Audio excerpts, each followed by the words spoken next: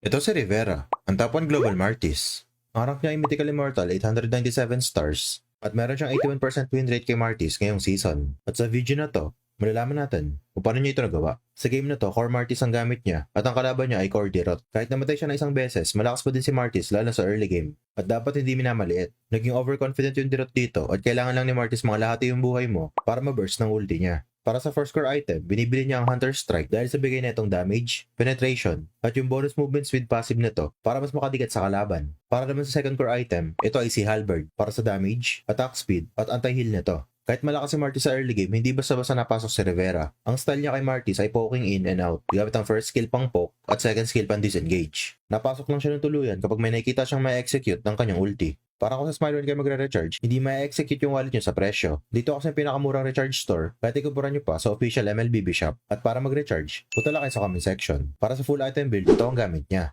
Tapos sa emblem naman, assassin na may agility, seasoned hunter, at killing spree.